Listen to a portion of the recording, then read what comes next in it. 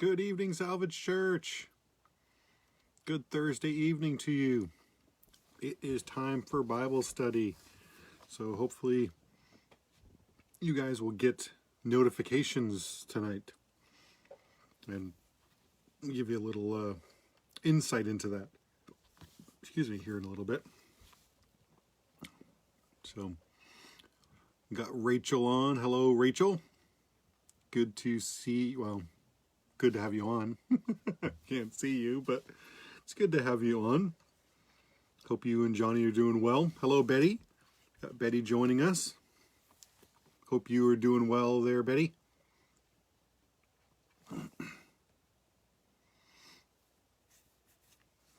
Hope everybody's doing well.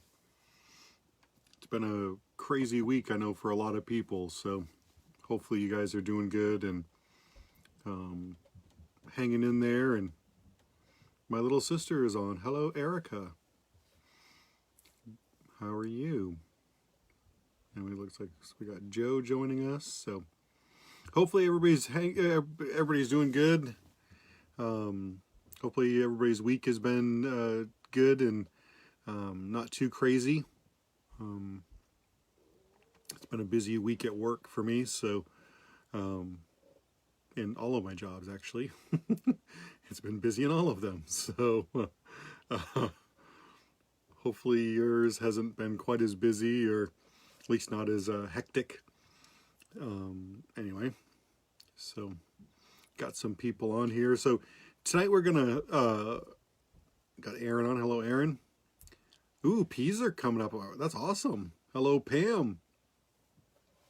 So spring is definitely coming. Like just a few days ago. Hello, Rocky. Just a few days ago, you know, most of the leaves and stuff around were just, you know, a little bit of red, and but with the sun and rain we've had the last few days, it's like they're really starting to open up and bloom. My older sister Angie is on as well. Hello. So just a heads up, tonight we're going to do something a little bit different than what we normally do. So tonight we're going to,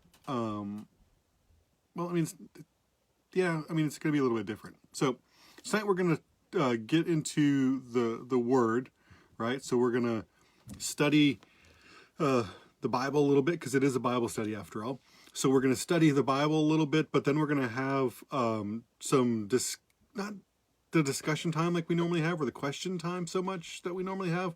We're going to have some time of fellowship and just kind of some sharing of what's going on in their lives and stuff. So we're not going to start quite as late as far as the study part of it.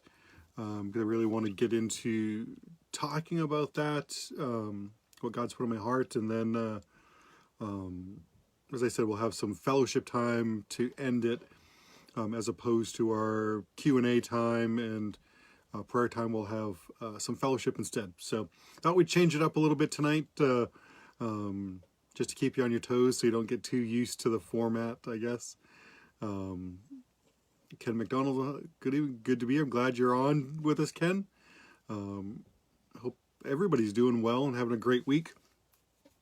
We're going to be in the book of Romans tonight, so if you want to start turning there, you can certainly go ahead and do that, and we will be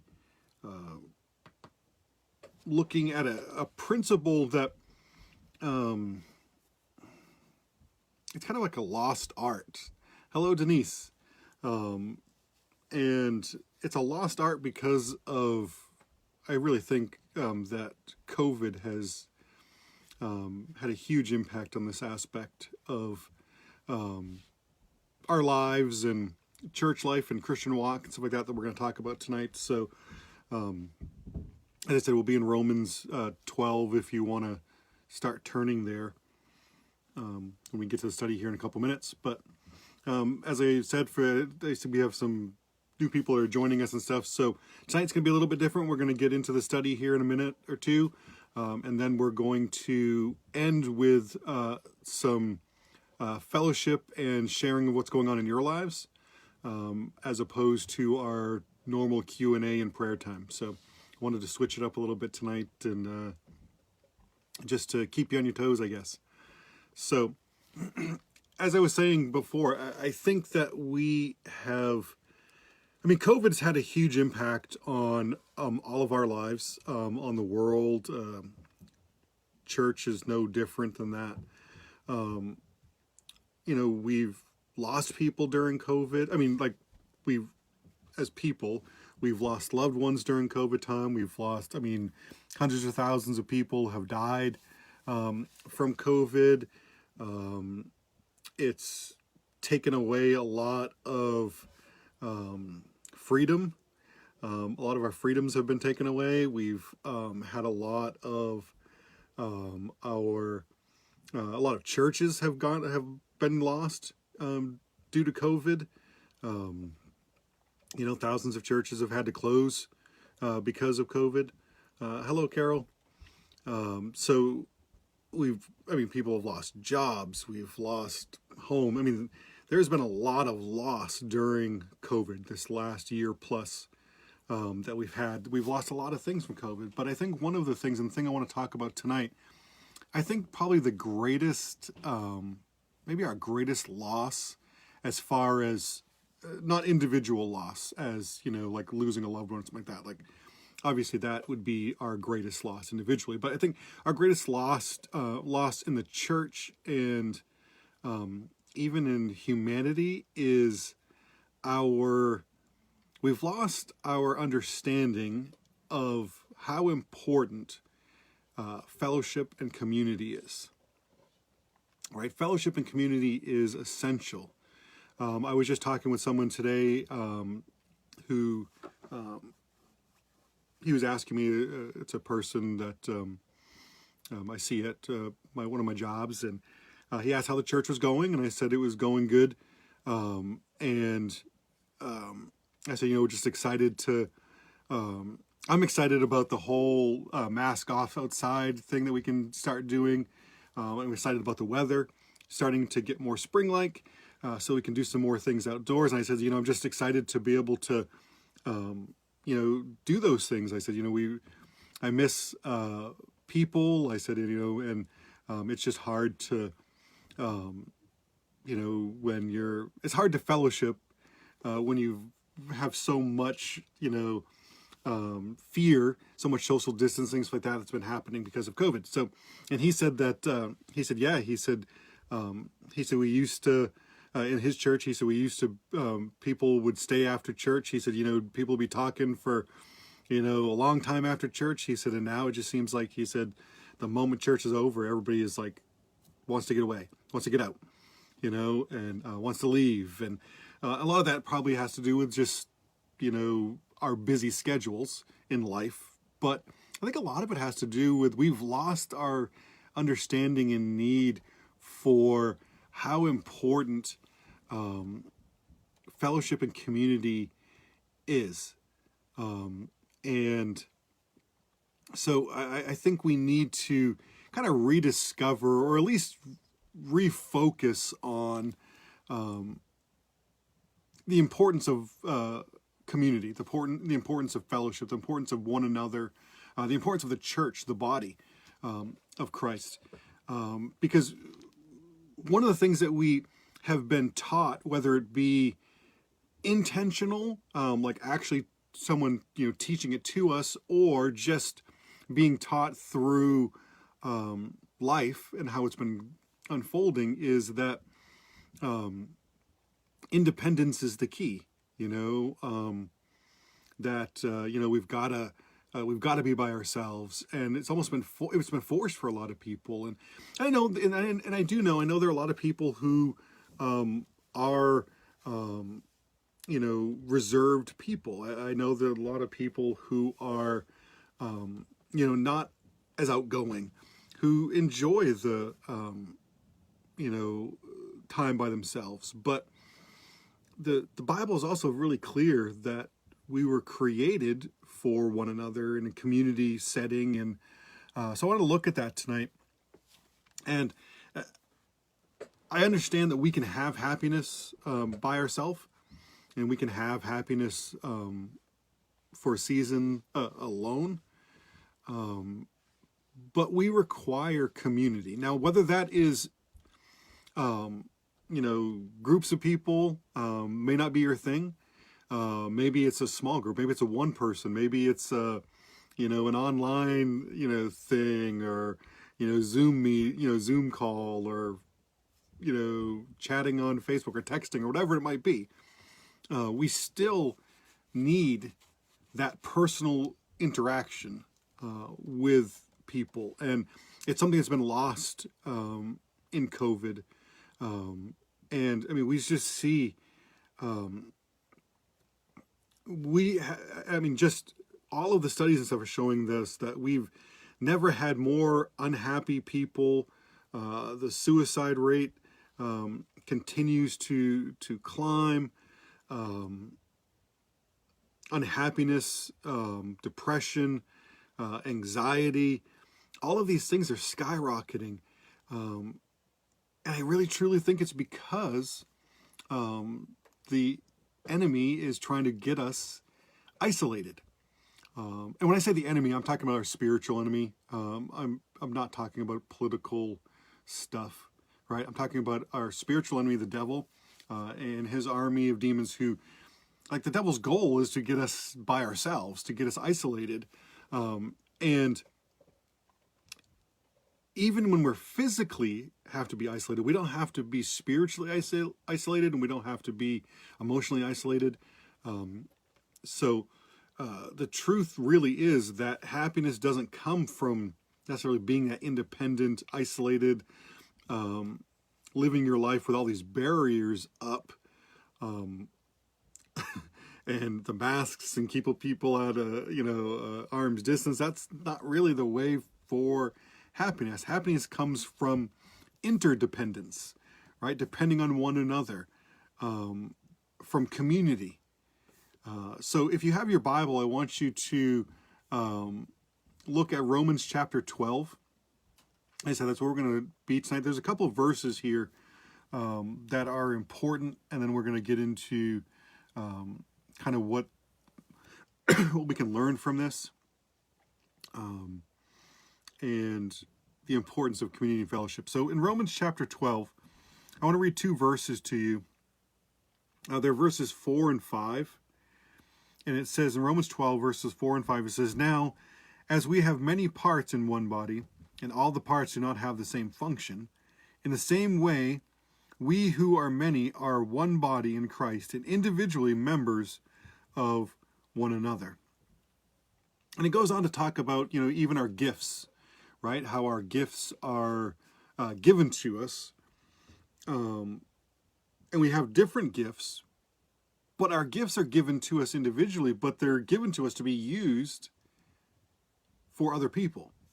So the spiritual gifts that God gives you are not necessarily for your benefit, though you'd benefit from using them as God's called you to, but they're for your benefit as far as our interdependence and our ministry and our calling and our walk and how we interact with people. Our gifts, our spiritual gifts, are given to us for others, not just for ourselves, certainly not to exalt ourselves, right? So it's telling us here that even though in the body, right now, understand there's the body is referenced when we talk about the body, right? Or we might say the body of Christ. We don't necessarily mean his physical body, unless we're specifically talking about something that happened to him physically, whether it be, the scourging or things like that, or the nailing to the cross. One of the terms that you hear a lot in church and Christianity is body, or body life, or the body.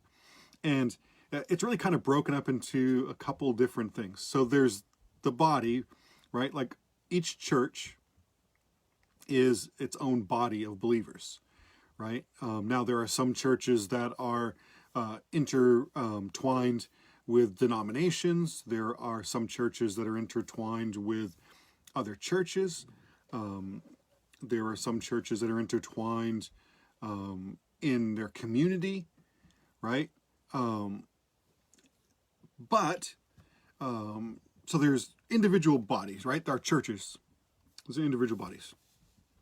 Then there's the body, right? That is the whole body, like all Christians everywhere in the world, right? So that is a big body, right? A wide body, if you will. So there's your individual church body, and then there's the bigger body. But when it comes to community, our community is much larger than just church. It's also much larger than just our family. Our community, and I'm not talking about just like the geographical area we live in. I'm talking about our communities, people we interact with. And we're going to talk about why we need community here in a minute. But I just want to kind of get us the understanding of the terms I'm going to use, right? So our community is friends, it's family, it's people we go to church with, it's people that we work with, it's people that we interact with, right, on a regular basis, right? Now, some in our community are closer to us than other people in our community, so that's understandable, right? Just because you have community or just because you're in community with somebody doesn't mean you're going to be as close to them as you would be family or church family or things like that, right? So, but the Bible's pretty clear that we're individuals, but we're intertwined, we're together to make a body. And God designed us to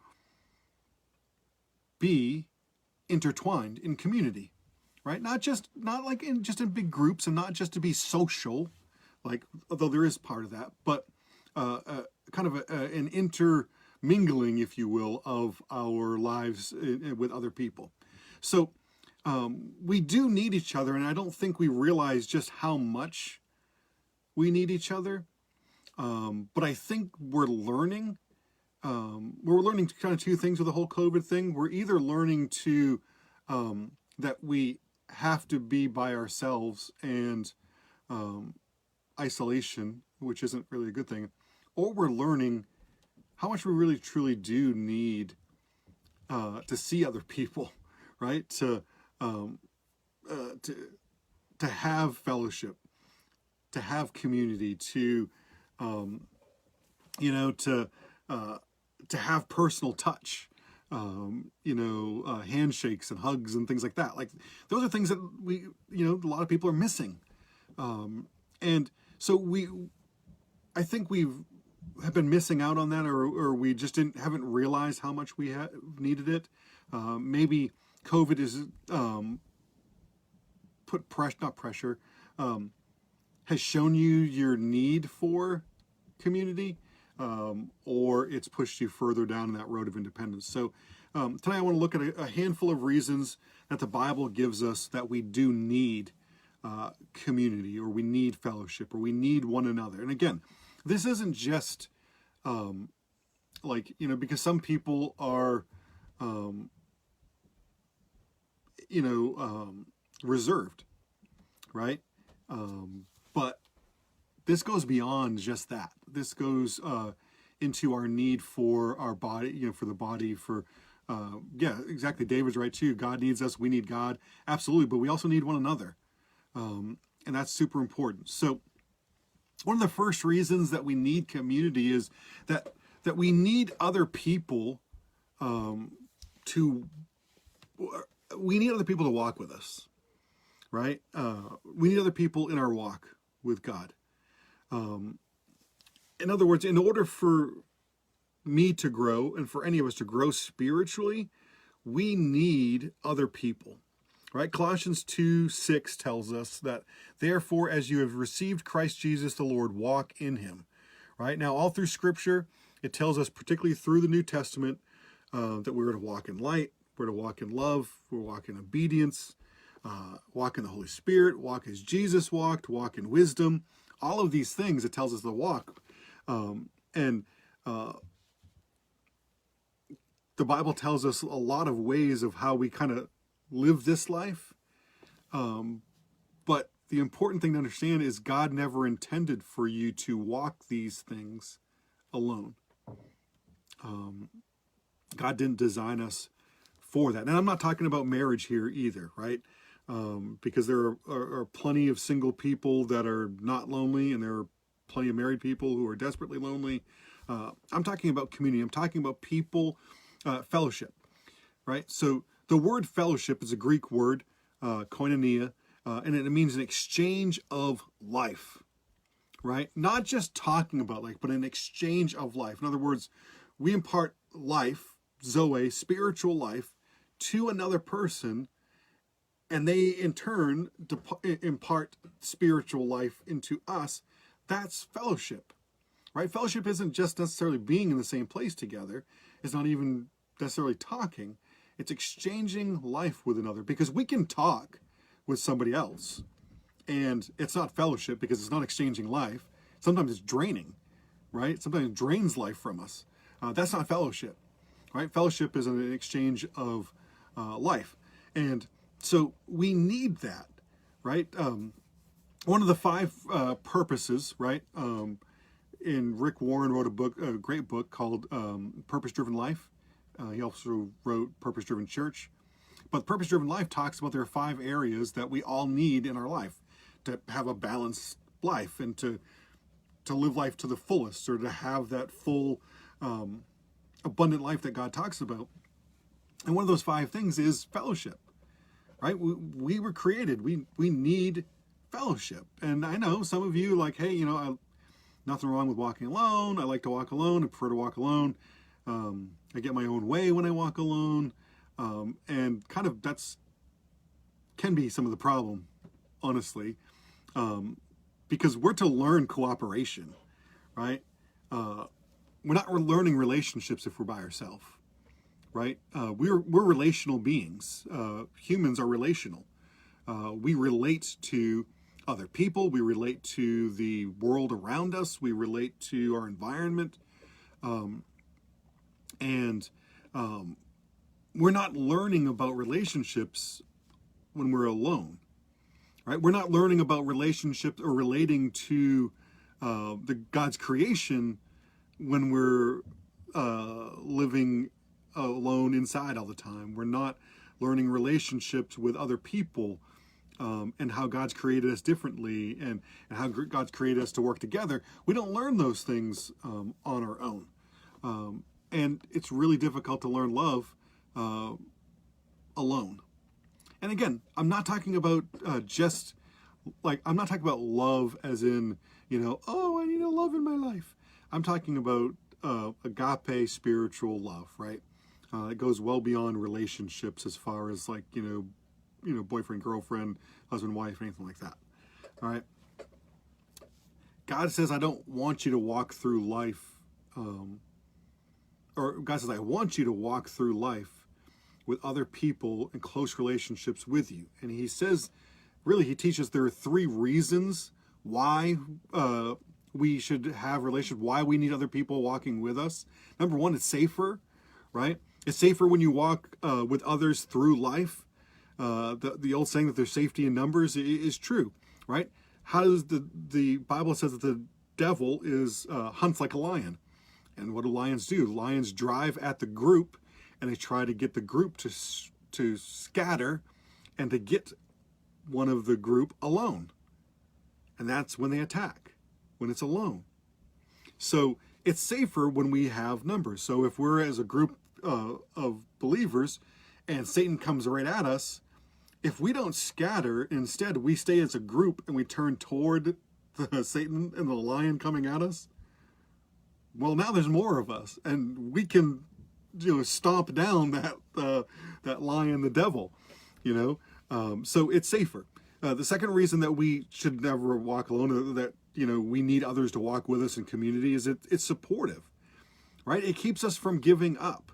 When other people are walking with you, they keep you going, right? And again, it doesn't have to be a ton of people. It can be just a handful of people. In fact, a lot of times it's even better. Sometimes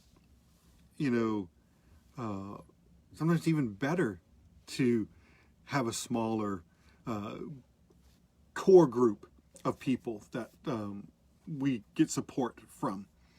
Right? It's hard to do it alone. It's hard to encourage ourselves, right? Especially when difficult times come. So it's more supportive when we have others to walk with. It's smarter, right? We learn a whole lot more when you go through life with other people close to you. I'm not talking about just casual friends. I'm talking about people who are in true fellowship, exchanging life with you. You learn a lot of things from one another, right? A lot of what we do in life, we've learned from other people, right? Not just teachers, right? Some of it is teachers. Some of it is formal education, but a lot of it is just living life around other people, right? There's a reason why you have a lot of the same quirks or a lot of the same mannerisms as a parent or a spouse or somebody you've spent a lot of time with. Why? Because the more you're with them, the more you start to pick up on some of those things, right? There are people who, they maybe come from New England and they have a wicked New England accent, and they go and they live in other parts of the world, or they go and live in the South or something. All of a sudden they're using y'all, and, they got the draw, and, they start to talk slow, and they're like, all right, that's what I'm saying, It's like, wait a minute, aren't you from, New England? Like, where's your New England accent? And it's like, it's gone because you're in an area, you pick up on those things, right? So we pick up on a lot of the things. So we learn from other people. And if you go all the way back to God's creation, right? In Genesis chapter 2, verse 18, God had created all of the living creatures on the earth, right? And there was Adam. And Adam, he brought him to Adam to name him, but he said that none of them were a suitable companion. None of them were suitable in a relation to Adam. And he said, God said, it's not good for man to be alone, right? It's not. That's the very first thing that God said after he created Adam and had all of the animals like that. Everything was still perfect. Sin wasn't in the world. But he said it's not good for man to be alone. So God is telling us, right, loneliness is not good. It's a bad thing. So we need somebody to walk with us. We need others to walk with us. We need community. So as we walk, because it's safer, it's smarter, it is more supportive, right? So we need community just for that, for our walk. But we also need community. We need other people to work with us, right? The Bible tells us that God put us on earth to accomplish certain things, right? Not just accomplish them, but a calling on our life, right? But you need other people. We need other people to help do certain things, right? It was funny today. I was at work at my warehouse job, and I was moving a part. A Renai heater, and I had it on a cart and I was wheeling it along, and I picked it from the cart and just put it over to the floor.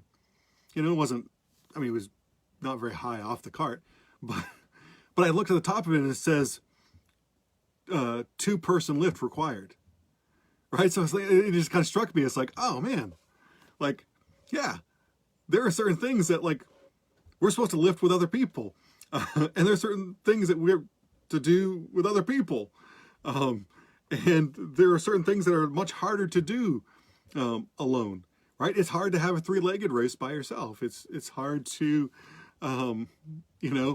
watch out and help you back up when you're doing it by yourself. There's all these things that it's just, we need others to work with us.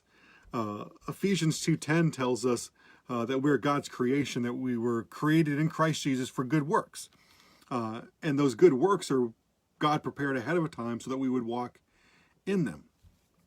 Now, as I said, one of the issues that we've had in this COVID age, this past year or so with COVID, is we have people who are telling us are saying that they feel exhausted and tired all the time. Right? And they just don't understand why they're so tired all the time, and it's kind of a recent thing. Part of the reason that we're tired so much more now with COVID going on is because we've had to try to do it all. We've had to do it all, right? And we do it all by ourselves. And God never meant for us to do it that way. He meant for us to have other people in our life, in your life and in my life, so that we're not trying to do it all, so that we're not doing it all by ourselves, right? There are certain things that others, are better at. There are certain things that other people have, other skills that we don't have, that we need other people, right? I mean, sure, I could, build an airplane, but it would probably be better if, if experts, people at, Boeing or whatever, like that they built the airplane because they know what they're doing, right? I mean, I understand like lift and I understand aerodynamics to some point, but not as much as like aircraft engineers and designers and stuff like that. So, like if you have electrical issues, you're going to probably want an electrician. You might know some things about, electrical work, but, might require some other people. So some of the reason that we're so tired and exhausted all the time in this COVID age is because we're doing everything ourselves. And it shouldn't be that way. Especially like when it comes to church and ministry and stuff, everything has kind of shrunk. And there's more weight and more burden upon fewer people to do the work that still needs to be done. Like I think of like Sunday school and stuff, pre-COVID, we had more Sunday school teachers than we do now. Now we just have a couple of them, a few of them that are rotating through, and, they're, they can get burnt out, Yeah, David said Dave's home services. That's true. And Erica said a good point too, right? Parents have to become teachers, and that makes us tired too. Exactly.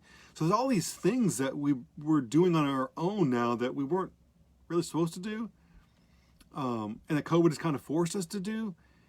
And it's okay for a season, but when it starts to get into everyday life, like we weren't meant to be creatures of burden. Ecclesiastes 4 verses 9 and 10 says, 2 are better than 1 because they have a good reward for their efforts. For if either falls, his companion can lift him up. But pity the one who falls without another to lift him up. Right? So we need others to work with us. And that kind of leads us to our third point is we need others to watch out for us. Right? We need people who will help defend us and protect us, and who will stand up for us, and who will stand up for us when we need somebody to stand up for us, who will help us stay on track, right? Who will warn us, right? Hey, there's a hole right there. We need people to watch out for each other. And in Philippians 2 verse 4 actually tells us that. It says, "Look out for one another's interests, not just your own." Right? You see, because the reality is all of us have blind spots, right, in our life. And these are things and areas in our life that we don't necessarily see clearly or see at all. And they can be issues. And so they're areas that usually someone else can see. So we need those people in our lives to be able to point out those blind spots in a creative way, to help us see the things that we can't see, to help us to walk away from the things that we need to walk away from, to help us to avoid the things that we need to avoid, right? So we need people who will watch out for us, who love us, who will go, hey, you got a little something going on there. Like, if you get something stuck in your teeth, and you have like a piece of broccoli in your teeth, which I would never have because I don't eat broccoli, but whatever, spinach or, steak, something like that. And you got it there, and people, like, if somebody notices, but you don't say anything, like, that's just mean, right? We got to look out for each other. Go be like, hey, listen, you got a little something right there. Or, you got ketchup or mustard on your, cheeks. Like, before you go into that important meeting with the boss, someone would be like, hey, listen, You got something right there. You know, clean. Okay, yeah, you're good. Right? We need that from one another. So we need people who are watching our back.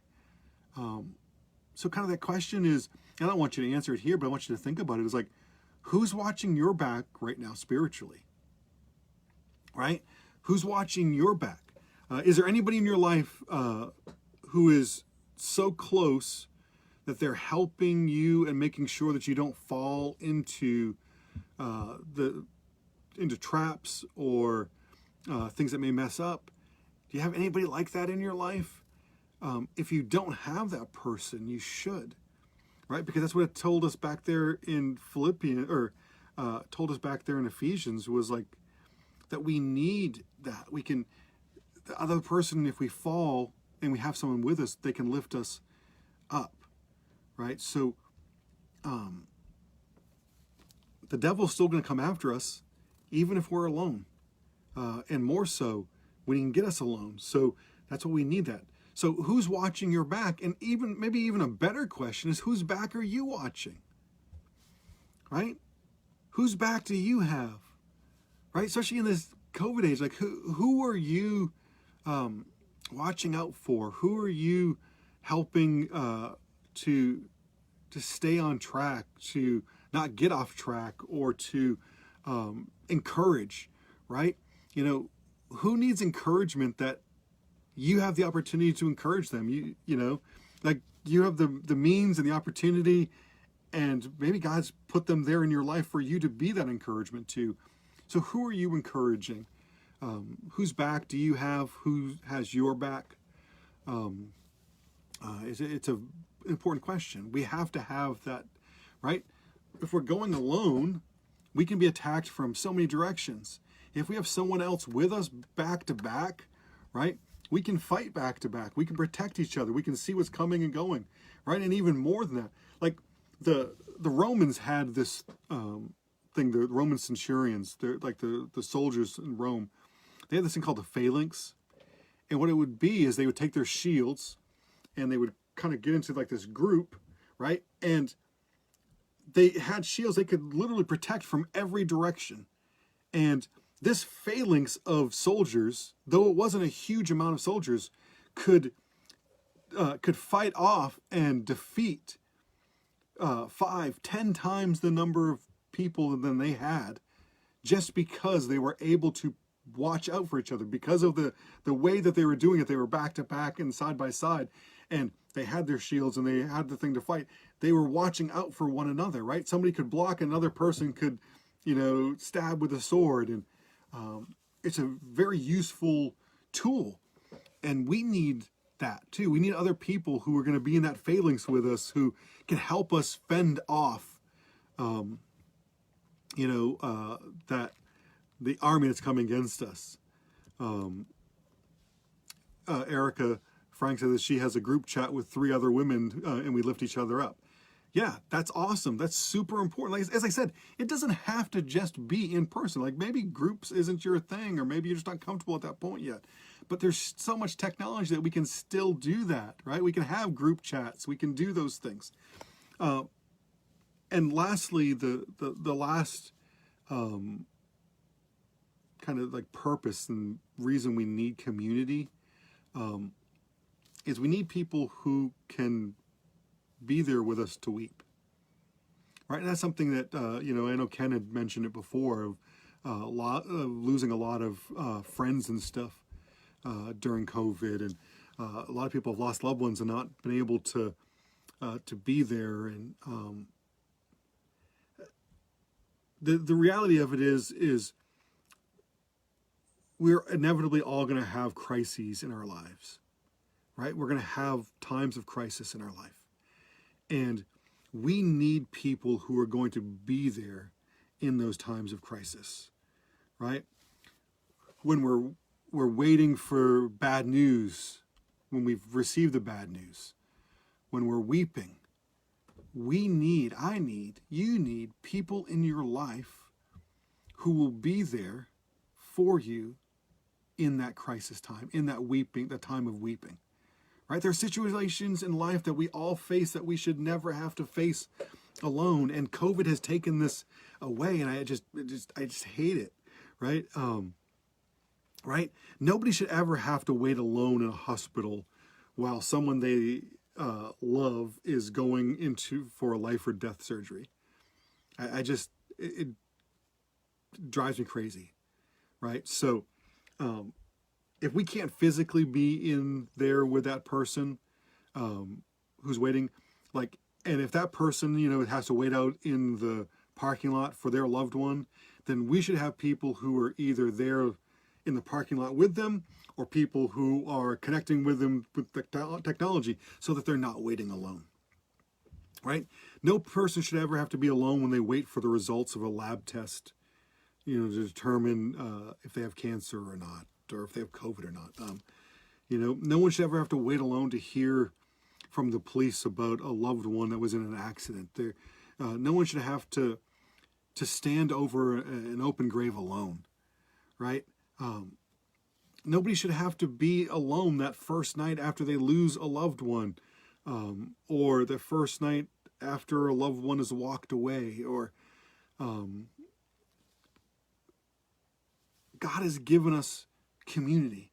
He's given us a body. He has given us community. He's given us fellowship. He's given us people that we can have in our lives, the heart that can be there for those hard times. And we shouldn't have to do those hard times alone. And yes, God is with us in those times. In fact, the Bible tells us that God draws near to the brokenhearted. And God will draw near to us. And sometimes he uses other people to be his literal arms to hug us when we need that hug, right? That we can be that physical shoulder to cry on when we need that. God will never leave us. He'll never forsake us. But he also brings people into our lives. And sometimes it's for a season. Sometimes it's just a short amount of time. Sometimes it's a lifelong friend or family member or, spouse or whatever it is, right? Those things are so important.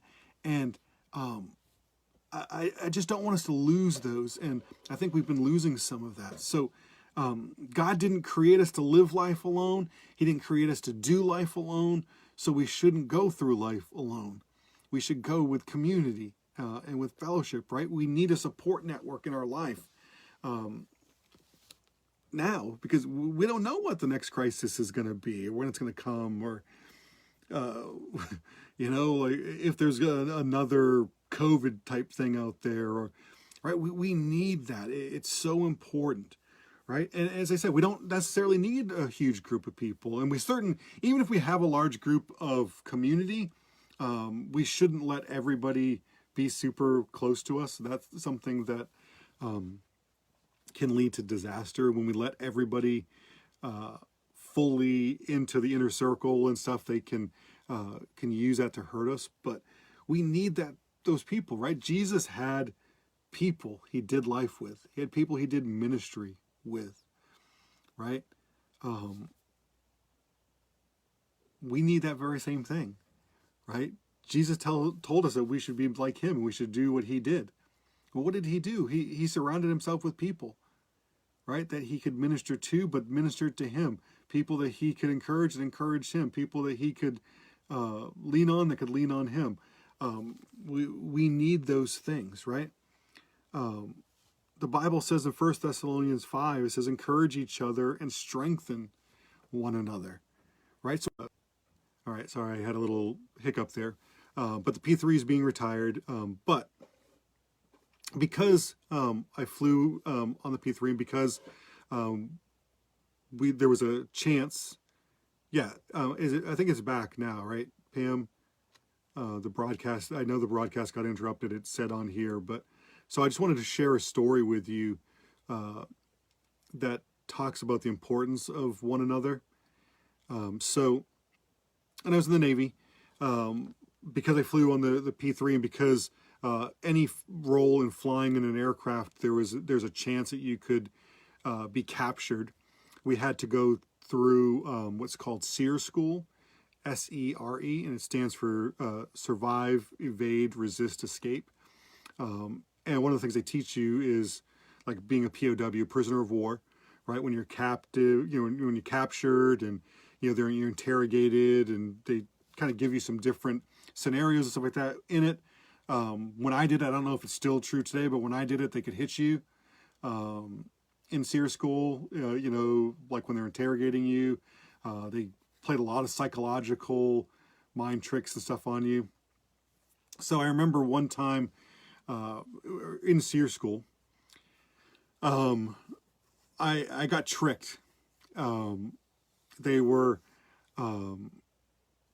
trying to get me to, they were like, okay, you know, we want you to, you know, wouldn't it be nice if you could build your own shelters instead of, you know, being in, you know, build cabins or something like that. And it's like, okay. And they're like, you know, what would you use to? And I'm like, hey, I don't know. And they're like, hey, you know, if you, who should we let, who are the prisoners that we should let, you know, be out on this work party, to go out in this group out into the woods and stuff like that. And for some reason, I don't even know why. I probably tired, you know, because I, you know, and just from the fatigue from the interrogation like that, I was like, oh, we should let the married guys go. And they're like, oh, who are they? And I'm like, oh,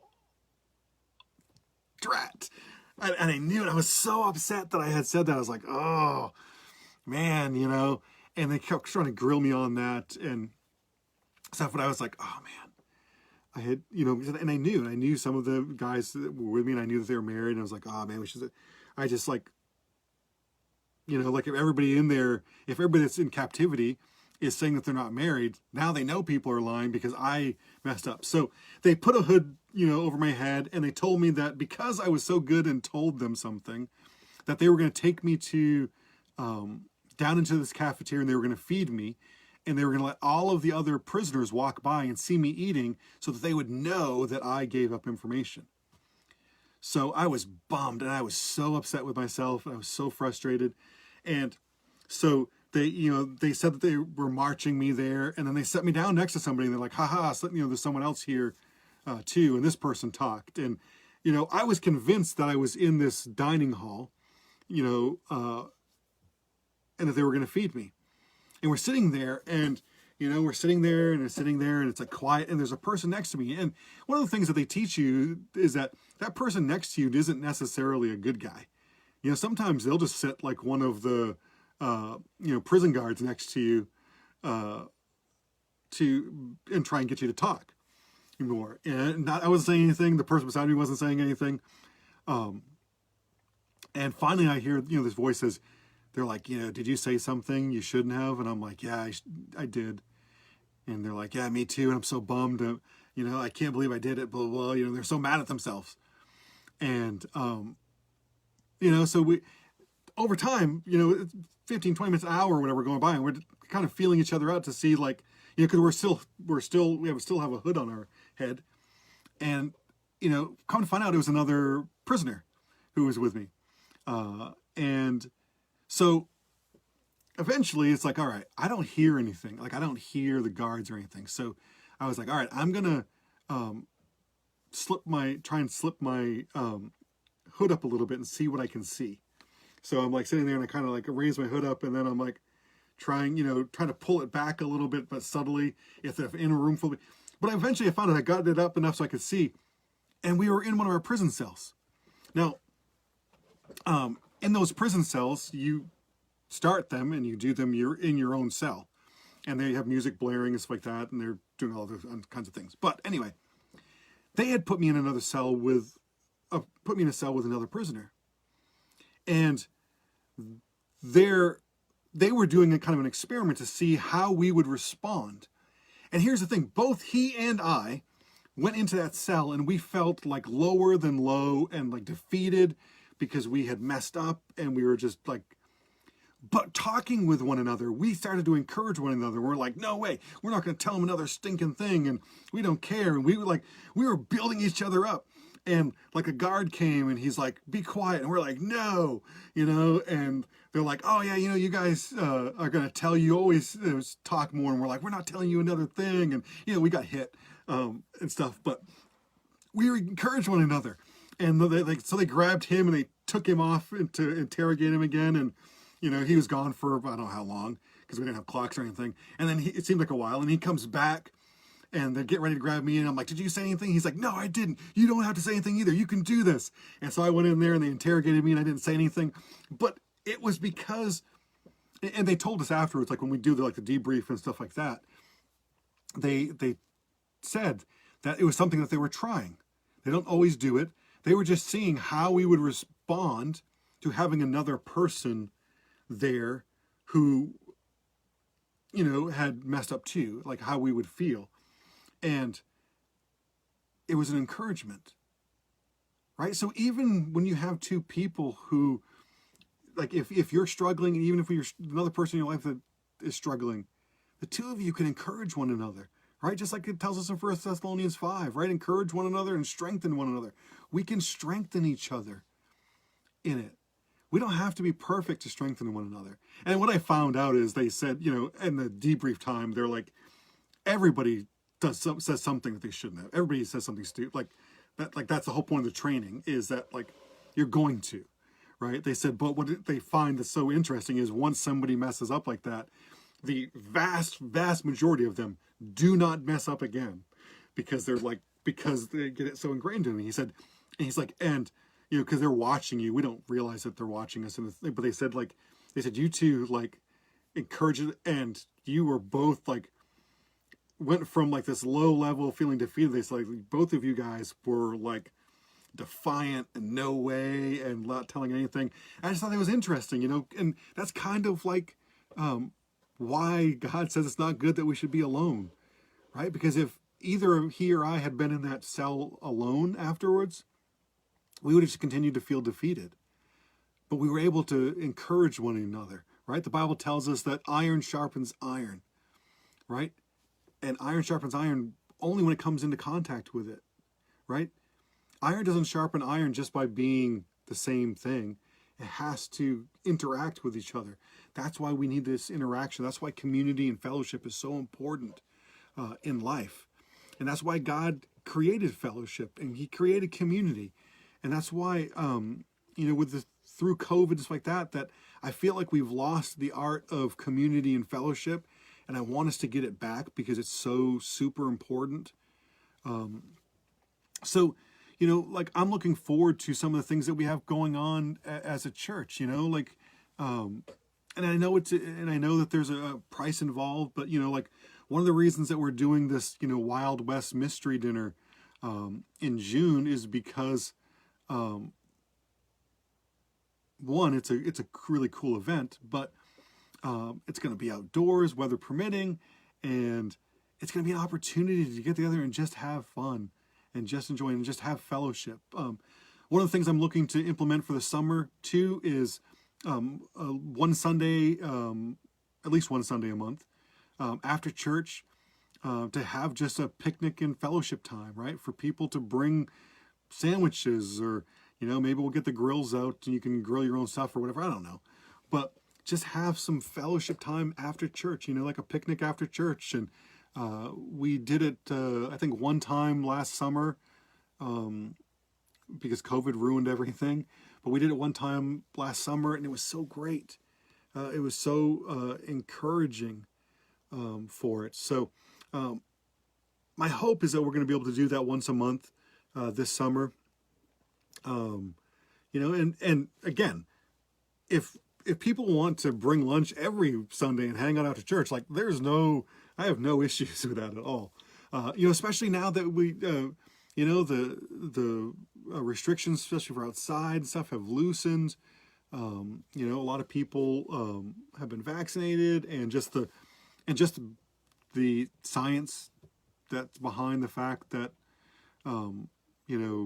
the likelihood of spreading COVID outside to one another is extremely, extremely, extremely, extremely, extremely low. So we want to have some fellowship time outside. We want to have some picnics like that. We have this beautiful property. We want to be able to use it. So I'm looking forward to starting that probably in May. Just have some Sundays, throughout the warm weather to just get together after church. No agenda. Just hanging out, fellowship, interaction, community, because it's so super important. So as I said, tonight I want to do something a little bit different. I don't want to necessarily do question and answer time, though if you have a question, I guess you can ask it. What I would prefer is let's have some interaction. Like, let's share some things that are going on in our lives, and maybe something. Let's start. I know it's like there's so many. It's such a broad subject. If I just say anything, how about this? How about you share with me, anybody who's willing, something that you're looking forward to this summer. Let's start there, right? Let's start with some questions. What is something you're looking forward to this summer? Right? I'm looking forward to camping, right? I want to get my camp on, and I want to do it more than just one or two times, right? I'm looking forward to getting outdoors and camping, right?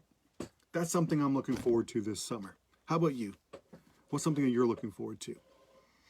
My older sister Angie says she needs a cowboy hat. Yeah, right? I'm already working on my look for the Wild West mystery dinner coming up on,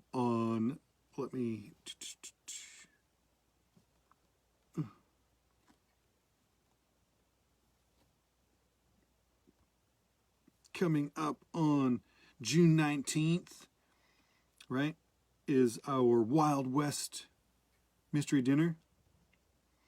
My older sister Angie said that she's looking forward to camping, going to the beach, going to Canopy Lake Park. There you go, right? Something to look forward to, right? A lot of those things we lost out on last year, and so okay. How about anybody else? Erica says, looking forward to being able to go to camp with my whole family. Haven't been able to go in years. See, awesome, right? That's super cool. We're doing that in June, right? Our family camping trip. How about some other people? What are some other people? What are you guys looking forward to this summer? Right? Give me something you're looking forward to this summer, right? We've had a lot of down, and a lot of isolation and stuff. And I know COVID's got us feeling down, and but it's time to start climbing out of that. It's time to start climbing out of that. It's time to start looking forward to something, right? Carol Christ says, I'm so looking forward to going up to the campground and spend time in our camper, relaxing and spending time with the people I love. See, that's awesome, right? I know, I'm so excited for you and George, and I know Aaron and them. You guys have a seasonal up there, and you got a camper. You're going to be able to go up there and just relax and spend time with some people and be encouraged and built up. I love that. Pam, that's not true. You're saying you're a downer because you've got nothing to look forward to. That's not true. There is something that you want to do that we can make happen. I don't know what it is, but there's got to be something, right?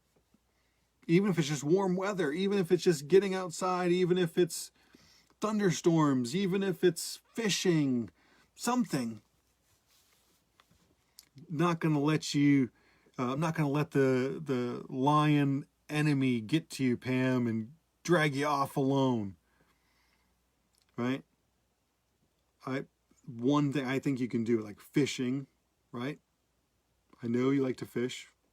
Get you fishing, right? You get to, I don't know. Erica said Emily is starting driver's ed and being able to drive. I'm not looking forward to that. I don't know. As long as she doesn't drive like you, Erica. I mean, you then. When you first got your license, you were a terrible driver. Pam says she's half eaten already. From bugs? Black flies and stuff? Right? We're going to get you encouraged, Pam. There's going to be something.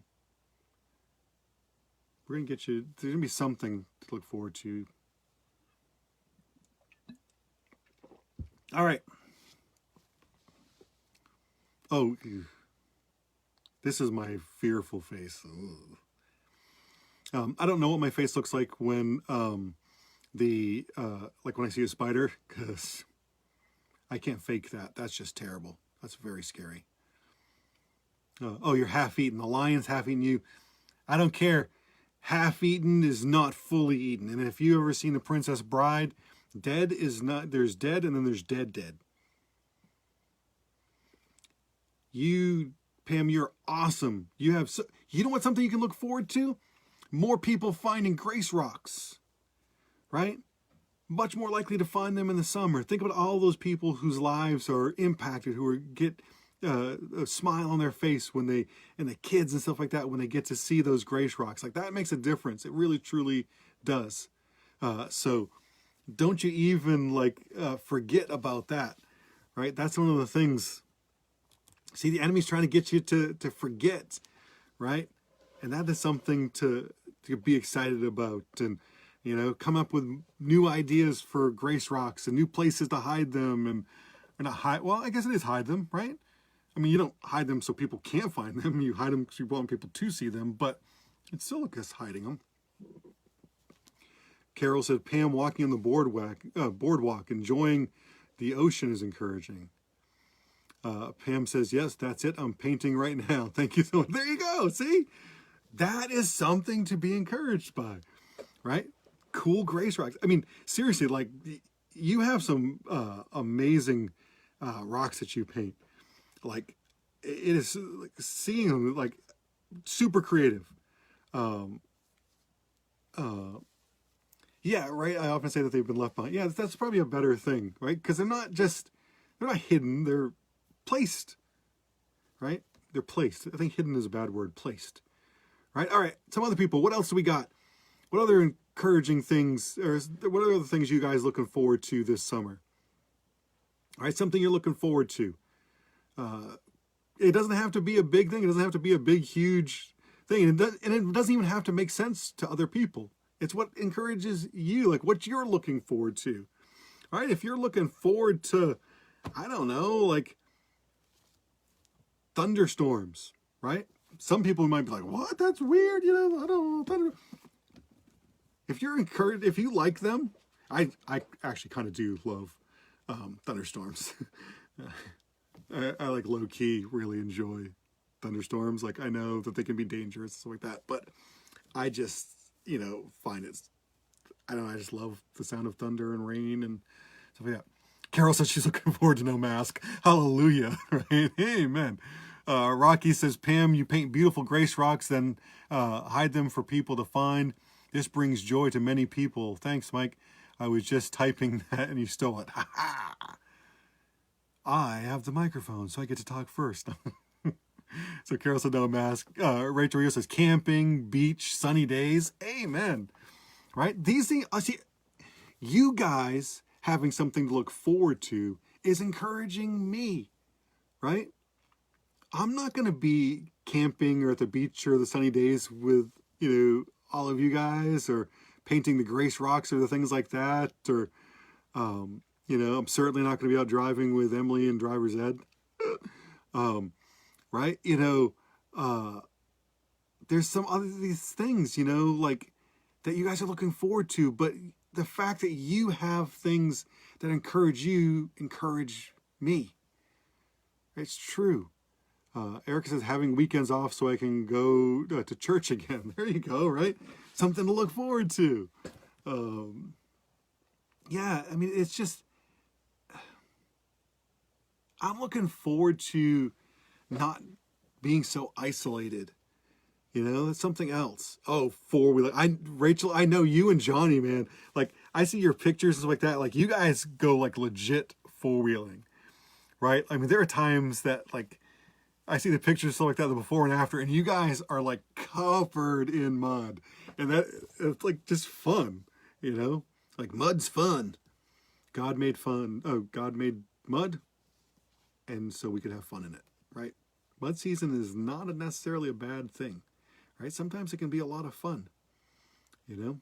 So there's just so much to look forward to. And again, like I said, I know that COVID has pushed us down so much that we feel like there's nothing to look forward to, that all is lost, and it's just not, right? We get alone, and that happens, but we don't have to do life alone, right? We've got a God who loves us. We've got a church family, right? We got to have some people in our lives that just encourage us, right? And they don't even have to have super words of wisdom. Just maybe there's somebody in your life that just them around is an encouragement. Maybe there's people in your life when they leave, you're encouraged. I'm just kidding, but I'm not. It's true. There are people, right? There's some people that, Carol says picnics, and more picnics. There you go, right? For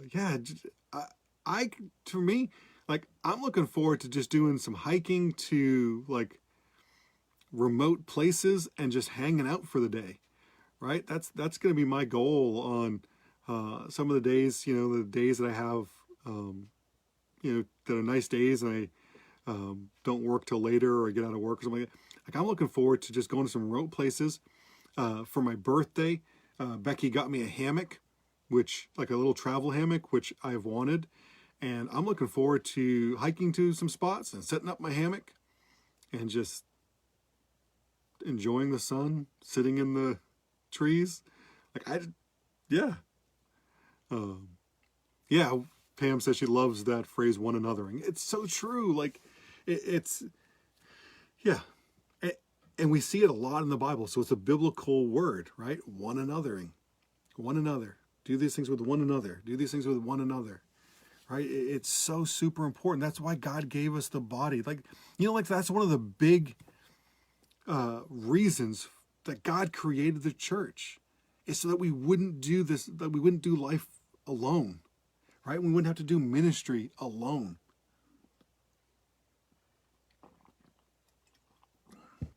Sorry, my throat is dry. The warehouse I work in, even though we wear masks, it's still really dry. There's a lot of dust and stuff like that. So usually I come home and my throat's scratchy for a little bit, and I'm sneezing out dirt and dust. Angie says, I forgot fishing, going out in the boat, watching the sunset, and then night fishing. That makes me happy. See, look at that right there. I was just talking to someone yesterday about, they were talking about, they were excited about someone being able to go out and go fishing in their kayak. They had their kayak on their car, and they were saying that, last year they went out and went striper fishing out off of, by the breakwater. And they went striper fishing in their kayak. And I'm like, that's crazy. Stripers are big fish that they do saltwater and freshwater, actually. Same fish. Kind of interesting, but they get big. Super fun to catch. But in a kayak in the ocean, kayak on a river, okay. Kayak in the ocean, no thanks. It just, like, fishing for big fish in a kayak in the ocean, that scares me. That doesn't make me happy. But freshwater fishing my kayak, absolutely. Just going for a kayak, just for a nice paddle in the evening, yeah, absolutely. Right? So there's just some things, like things to look forward to, that we have. Like, life is so precious, and there's value in each and every moment. And, I think that COVID has kind of just stolen stuff so much from us. And I don't want us to, I don't want the enemy to let the enemy get us to the point where we just feel so down and so defeated, right? We're trying to sharpen each other's lives so that we can have that joy, right? So, and again, it doesn't have to be all in-person things. Like, a lot of the things that you guys are sharing are not big group activities, right? They're with just a person or two, a couple people, right? They're, but they can have such a tremendous impact. So, we just, we don't have to be in huge groups of people, but we still need community. We still need interaction with each other, or with some people in our life.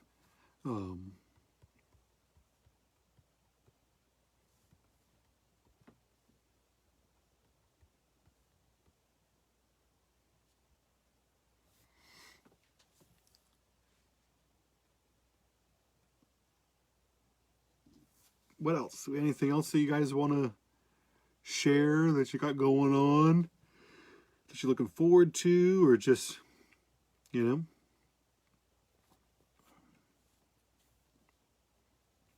Here's another question for you. How many of you have a bucket list? Right? You can just let me know. Like, it says we have a dozen or so people on right now. How many of you have a bucket list? Maybe I should kind of break it down. Like, how many of you have a bucket list? Be interested to see. I do. I have a bucket list. Now, I have had a lot of things in my life that I've had as bucket lists that I've been able to check off. Praise God for those things. But there was a time, a couple years ago where I didn't have a bucket list anymore. I figured I'd accomplished most of the things I wanted to do. So I kind of stopped having a bucket list. And my doctor told me, he's like, you need to have a bucket list, right? You need to have things that you want to accomplish, and you can change them as you go. So Angie says she has a bucket list. Rachel says she has one in her head, never written down. Yeah, I mean, you don't have to necessarily write it down. I just mean like that same type of thing, Rachel. You can have it in your head. You can have actual bucket list, like written out. That's cool too. Erica says she has it. Angie said one is for Hawaii, Hawaii for her 50th birthday. Oh, do you think that travel will be easier 20 years from now when you're 50?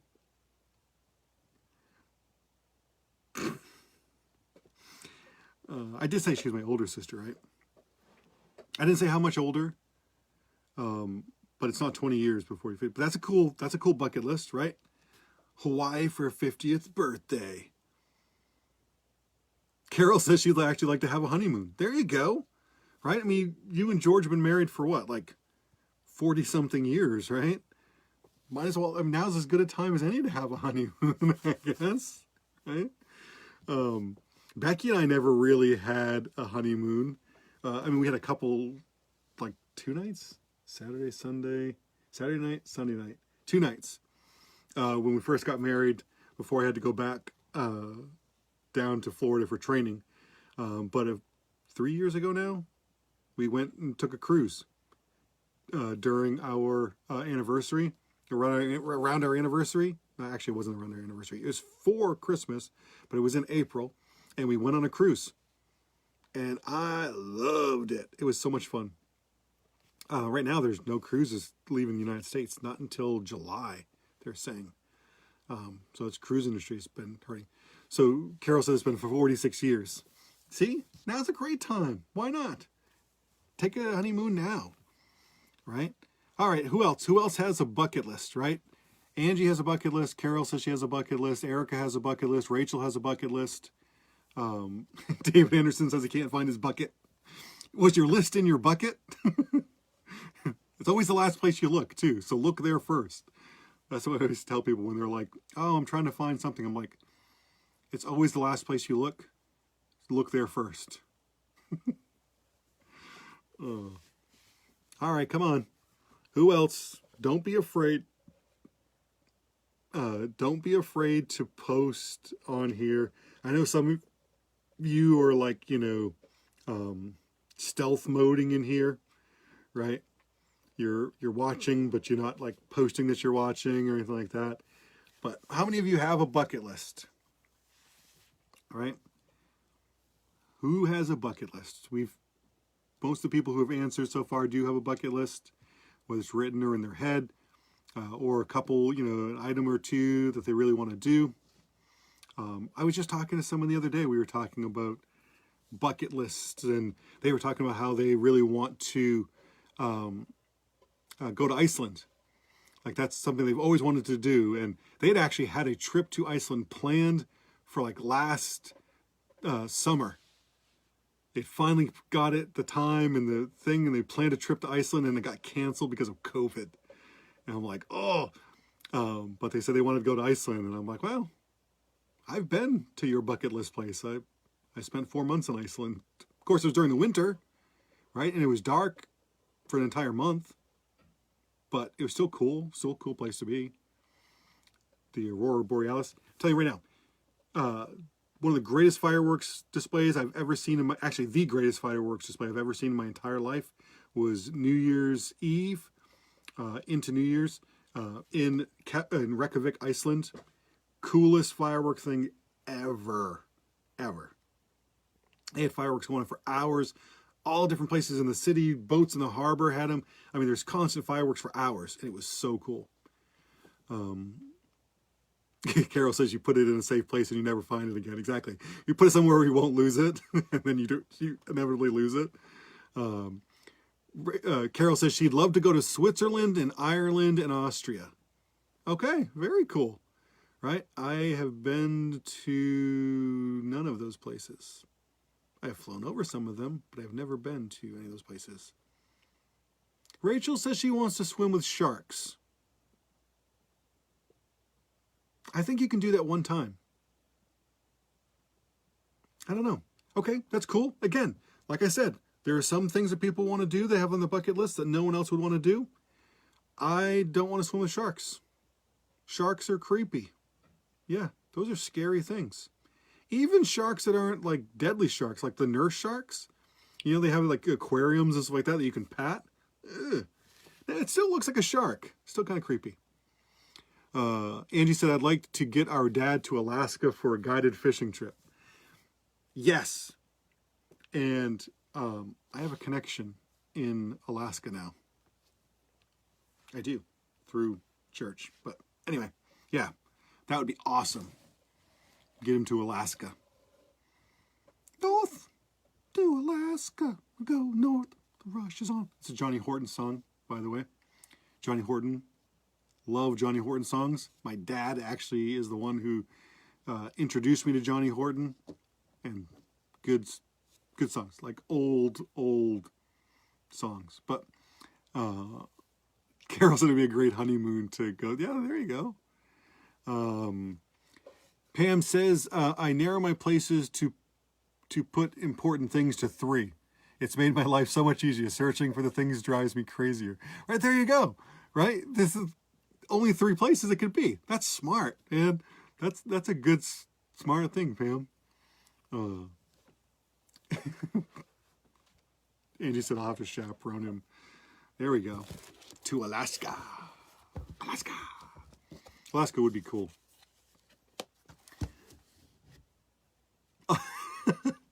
Yes, Carol, I understood that you meant where you wanted to go would be a cool honeymoon, not swimming with sharks would be a cool honeymoon. Yeah, no. Cool. Swimming with sharks is a great place to take your spouse if you have like a high life insurance policy on them and you want to feed them to the sharks, I guess. I don't know. I don't know. Yeah. Yeah. I don't know. That seems legit scary to me. But there are a lot of people who love to do it. I'm not one of those people. But yeah. I don't want to swim with dolphins either.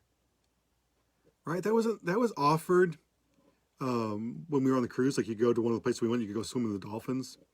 I don't know. I think dolphins are super cool and smart like that, but I have no desire to swim with dolphins. I don't know. It's weird. Like, I don't want to swim with sharks. I don't want to swim with dolphins. I went snorkeling in the Bahamas when we were there on the cruise, and that was super cool. That was so neat. I really enjoyed that. But they have like net areas around like the area that, I mean, there's this huge, I mean, area you can swim, that you can snorkel in. But they have like the shark gate things or netting so that the big sharks and stuff can't get in. But it was super cool.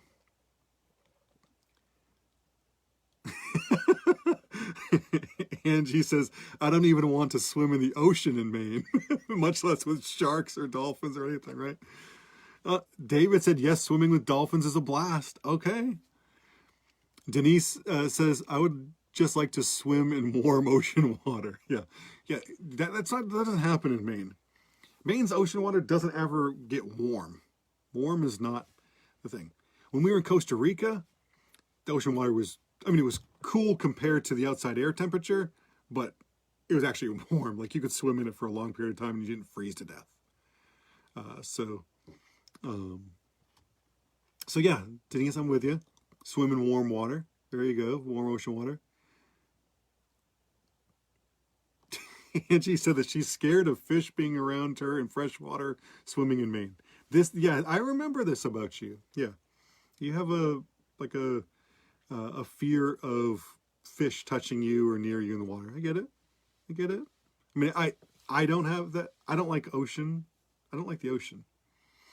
Yes, I know I joined the Navy, but I don't like the ocean.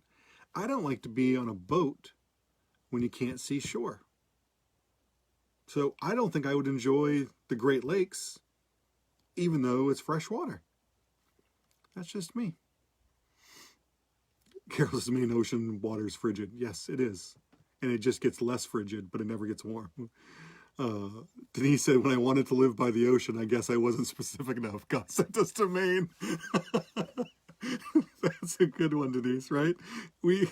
Sometimes our prayers need to have a little bit more specificness to them. That's right. Lord, I want to live by the ocean. And God's like, all right, here you go. Prayer answered. Welcome to Maine. Like, huh? It's true. Oh, that's funny, Denise. God does have a sense of humor, though, doesn't he? Right? He's like, all right, there you go.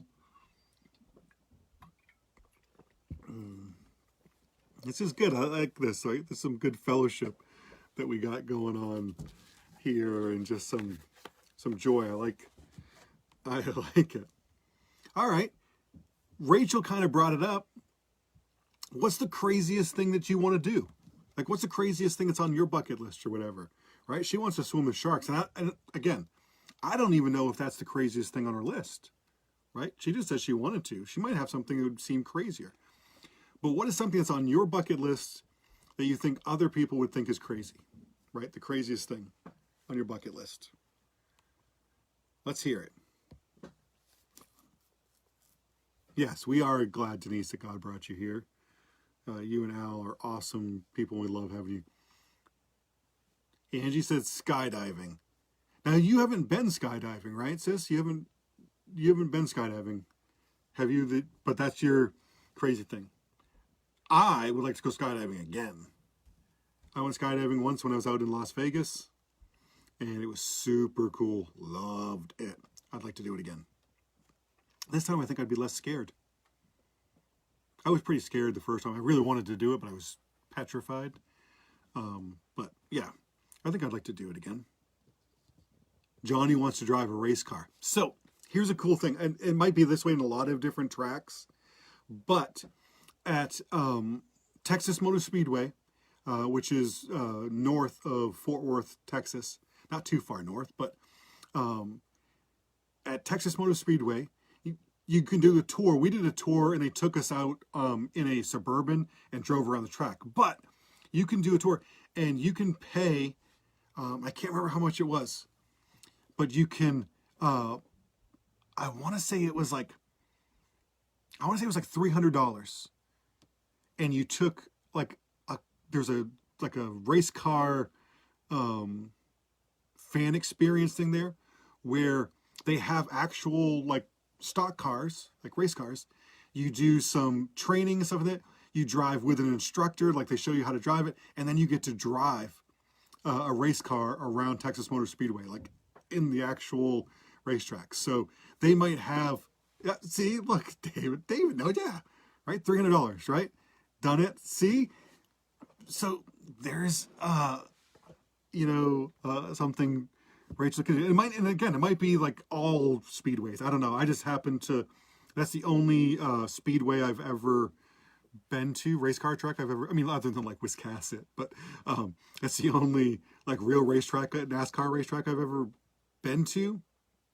I've driven by a couple of them, but it's the only one I've ever been to. Pam says, "Is your whole Ferland family crazy? I'd never want to skydive. Never mind twice." Well, yes. To answer your first question, yes. The whole Ferland family is crazy. Absolutely 100%. Now, here's something I'm going to throw out there to you too, Pam. I love skydiving. I want to go skydiving again, but I have a fear of heights. You know how I got over it with skydiving? Is I figured if something happens to the parachute, there's pretty much no chance I'm going to survive it. So my biggest fear of heights is falling and being like maimed or disfigured, like a lot of pain. I figured that wasn't an issue with skydiving. Right? Parachute didn't open. Absent with the body, present with the Lord. So, but yes, the whole family is crazy. And I don't even mean that like jokingly. Like, yeah, I really think that there's a crazy gene that runs in our family, because I can't think of anybody in our family, like especially the Ferland side, that wasn't crazy, or like,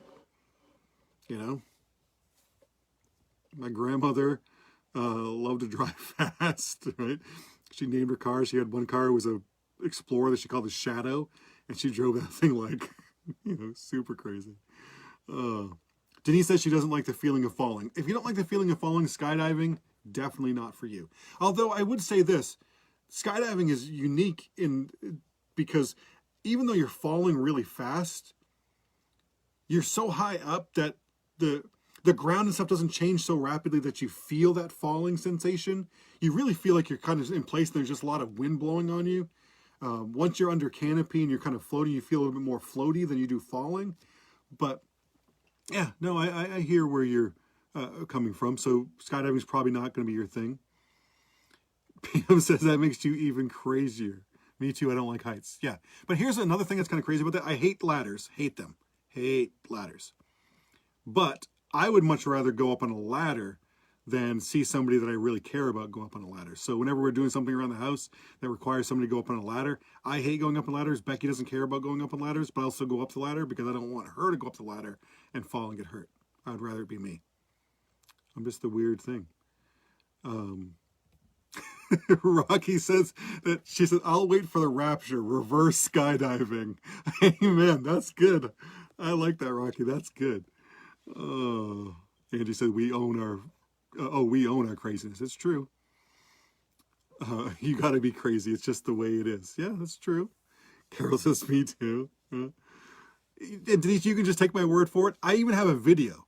Right? I have a video of me skydiving. If you ever want to watch it, it's like the instructor who is like I was attached to has like a camera on like his wrist and stuff, so it's like pointing at me. So if you ever want to watch my skydiving video, you're welcome to, and kind of live vicariously through that. So, Rachel says she wants to go on a paleontologist dig and find a dinosaur fossil. That would be cool. That would be super cool.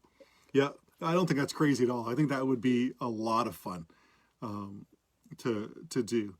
And yeah, I would like to do that. I think paleontology and actually my the last crew I was on in the Navy, we each plane, not each plane, but each squadron had different crews, and it was the same people you flew with. And the last crew I was on, my navigator, she had her degree from Vanderbilt University in archaeology. Yet she still ends up in the Navy. I don't think I think she like works for like Raytheon or some big corporation. I don't think she does archaeology, but Denise says she'll just take my word for it. Gee, thanks. I'd love to go see Pam. You like to go panning for gold? There you go. Right? Do it in Alaska. I don't know. I mean, there's lots of places you can pan for gold. But yeah, that would be kind of cool. You're talking like legit, not like one of these like roadside things. You're talking like getting out there and really doing that. See, Carol says she has a friend who goes and does that, Pam. See, we're making connections here, folks. We're making connections, right? Maybe Pam's desire to want to be able to go panning for gold is going to come true because Carol knows somebody who does that could maybe connect with Pam. Boom. All because we're sharing these things. I love it. This is so good. This is so good. We are sharing this stuff. I love these. See, look. I love it. Making connections. Community. That's why it's important. All right. Anybody else have anything crazy on their bucket list? Like most of you guys know, like the top of my bucket list is I need to set foot on Australia and Antarctica. Those are the last two continents that I have left. I've set foot on every other continent, and before I die, I want to set foot on Antarctica and Australia. Now, this could be accomplished in one trip because there are ships and flights from Australia to Antarctica, but they are very expensive, very expensive.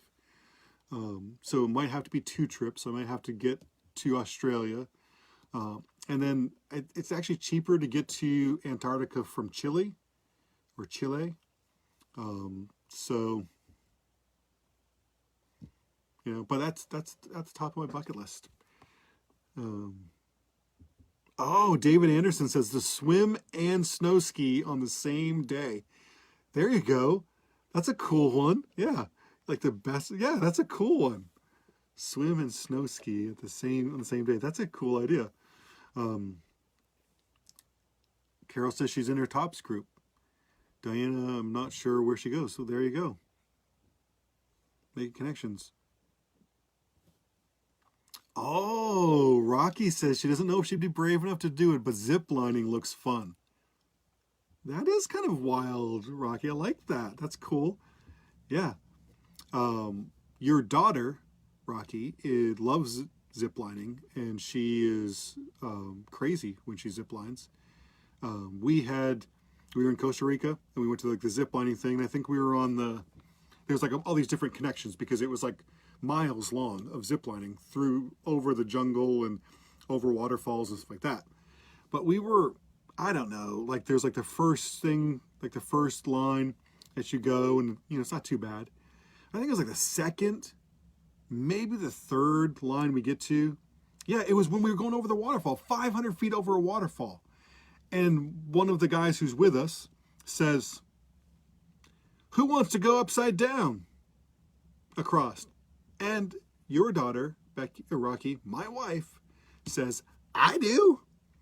So she went across this huge ravine on a zip line upside down. Yeah. That's your daughter. Love her, but she's a little bit adventurous, especially when it comes to heights. You know, when we went to Grand Canyon, she really loved getting on the edge. Couldn't do it. I could see how big the Grand Canyon is without being on the edge. See, Denise says she'd like to try ziplining. Right? There you go. Ziplining really is fun. Like, I enjoyed the ziplining. I didn't enjoy the trying to do it upside down thing. I did it once on the very end. Like, it was like a super slow, short track, but I did go upside down. I didn't enjoy that sensation a whole lot, but I did love the ziplining part of it. You know, like the regular where you kind of sit and go along. I did enjoy that. That was a lot of fun. And so we did that in. Now there's another place in Costa Rica that I'd like to go to that has an outdoor water slide that is like, I can't remember what Geo said, like a mile long or something. It's like super long, like through the jungle, like water slide. That to me sounds like a lot of fun too. Carol says that she'll go ziplining too if she can go with Rocky. Okay, so here's the thing, all right? We've got Denise, who said she'd like to try ziplining, Rocky, who would like to try ziplining, and Carol said she'd go ziplining with Rocky. It sounds like you guys already have a group that wants to go ziplining. So it sounds like you guys already have a trip that you could do ziplining. There's ziplining places right here in Maine. Just telling you, right? Mila's been ziplining a bunch of time. Maybe she'd, like, you know, do it. David here's the grown-up movies. Yeah. The grown-up movie was hilarious. Yes, with the water slides and stuff like that. That is good. Rachel says she'd like to scuba dive on Australia's Great Barrier Reef. Well, you want to swim with sharks, that's a great place to do it, because like some of the biggest sharks in the world are on Australia's Great Barrier Reef. So, yeah, there you go. That's super cool.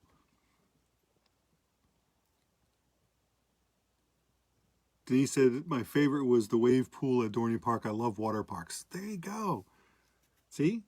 That's cool, guys. You guys got some zipline things going on. Do they have one for older folks? Like, so they have like a zipline down in Wiscasset, right? At the Monkey See, Monkey Do thing. It's a shallow zipline, which means you don't get going super fast. And it's not super high off the ground, right? So maybe start with that.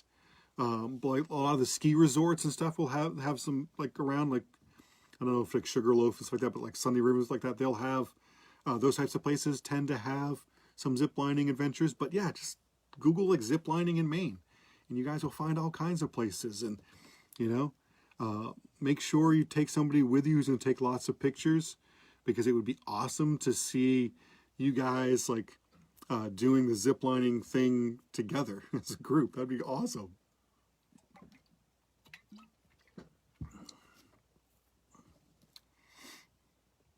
But yeah, the zipline was a lot of fun in Costa Rica. I really did like it.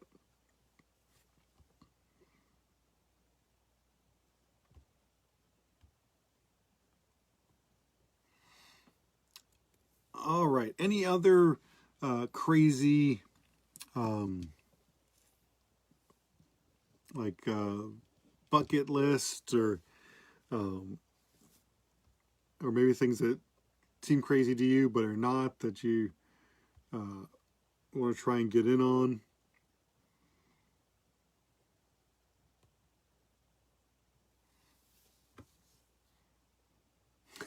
Geriatric group ziplining. Call the press. Oh.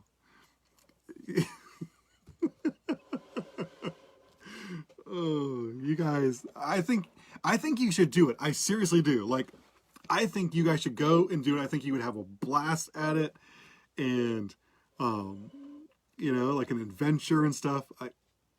I'm telling you, like, I could see you guys doing this, and you know, and Carol can get that contact information or whatever, or talk to her tops person about the gold, panning for gold, right? Maybe get Pam out to do that. You know, if Rachel wants to go swim in Australia's Great Barrier Reef, then maybe, you know, like we make a group trip. Whoever wants to go to Australia to do different things, we all go to Australia so I can set foot there and I can take a plane or a boat to Antarctica, right? Accomplishing multiple tasks together, right? Community. Oh, I do want the pictures. Yeah, Carol says, I just want the pictures. Yeah, absolutely. I absolutely 100% want the pictures. I think it would be an encouragement and a great deal of laughter and joy to show them at church. But also, like, not just to make fun, but honestly, truly, like, I think it would be an encouragement to people, right? Because like I said, I think a lot of people get as they grow up, or as they age, I should say, not as they grow up, but as they age, lose that bucket list or that sense of adventure or whatever. And we're braver. We tend to be braver together, right? So, like I wouldn't have gone skydiving by myself, but I had somebody with me who was going to go skydiving, who had already gone skydiving, but they wanted to do it again. So we went together. So I had that encouragement, so braver to do that. So, I mean, we're in a group things like community does that. Like it emboldens us more. So the pictures and stuff like that, not only do I think they would be fun and funny, because they are. We have some great pictures of like Becky and I ziplining and stuff, and it's super cool and it's encouraging. But I think it'd also be motivating for it. Just like the pictures of Pam panning for gold and finding a big gold nugget, and retiring to someplace tropical or arid or wherever she wants to go with her chunk of gold. And there's got to be places where you can ski and swim, like snow ski. You gotta find some place probably with some like geothermic pools and stuff. Like Iceland has like the Blue Lagoon, which was super cool. I mean, it was warm, but it was neat. Wintertime, hot water. But I don't think they really had any ski areas near there. They do some skiing, I think, over on some of the glacier areas. But yeah, find a place where you could do that. That would be a cool thing. Or you'd have to do like the travel thing where you're like snow ski in like, Colorado, and then, take a flight or something to California or beach somewhere. Oh, that's true. Carol says Pam would probably retire to someplace really snowy. Yeah, that's actually true. Her and her love for snow. Or she could, if it was a big enough gold nugget, she could just buy like one of those like domes houses and like put like snow machines in there and just like make it snow whenever you wanted to. But it would be fun. Well, guys, I have really enjoyed this tonight, and so look forward to Sunday. This Sunday, I'm going to share. I'm going to let you know ahead of time. I'm going to share on the big question that people always have, like, why do bad things happen?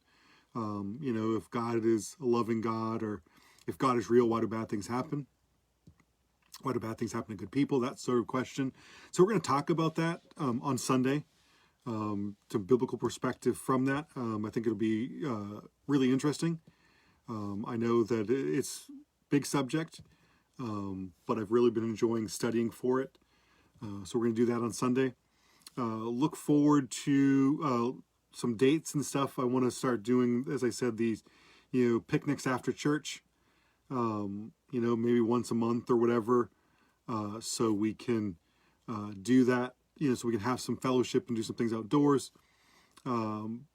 If you're interested in the Wild West thing, get your tickets, so we can start planning for it. I know it's like in June, but June seems like a long way away, but it's not. We're just like a month and a few weeks from it. So Pam said, my phone's dying. Darla chewed my 2 nearby chargers, so it will be across the room from my desk. I'm still going to be here till the end. Well, I'm just actually getting ready to finish up right now, Pam. As I said, we're going to do things a little bit differently tonight, so we're not going to do our prayer time, though I do encourage you to pray for one another. You can post your things on here afterwards so we can have some list of prayer stuff. But tonight I wanted it to be, I wanted to switch it up a little bit. So I'm going to get ready to go now so I can go and have some dinner, get some rest. I got to do a delivery tomorrow, a big delivery to up near Sugarloaf. So I've got to drive the big company box truck full of an order for somebody up there. So want to get some rest, so I'm well rested driving through the windy roads and stuff in the big box truck. But love you guys very much.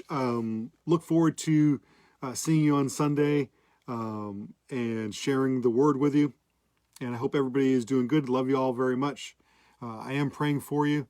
And don't forget, like, prayer times on Tuesday nights with Pastor Wally is a great opportunity to get together and pray.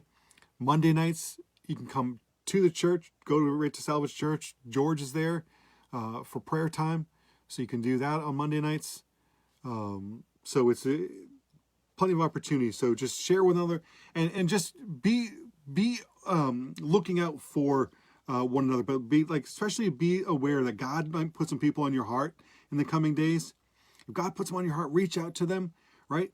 They might be in desperate need of some community and some fellowship, and God put them on your heart so that you can bring that encouragement and stuff to them and kind of build them up. Or maybe God's going to put them on your heart, so you're going to call them, but it's so that you're getting encouraged. You never know how that's going to work. So, if God puts it on you, look for opportunities to. Don't stop dreaming. Don't stop reaching out in community just because of COVID, right? We can still interact. We need community together. So looking for opportunities for that. So, and you said tonight was fun. Have a good night, everyone. Carol, you're really welcome. I felt like we needed it. Like we all needed it. We needed some understanding of fellowship and community, and we needed some of that encouragement and the laughs and, just sharing some of those thoughts with one another, right? Finding out who the crazies are, and their goals and stuff like that. And, but yeah, so I love you guys so much. Be praying for you. Look forward to seeing you on Sunday. Have a great night. Sleep well. Enjoy your Friday. And have a good weekend. All right. Love you guys. Have a great night. Bye-bye.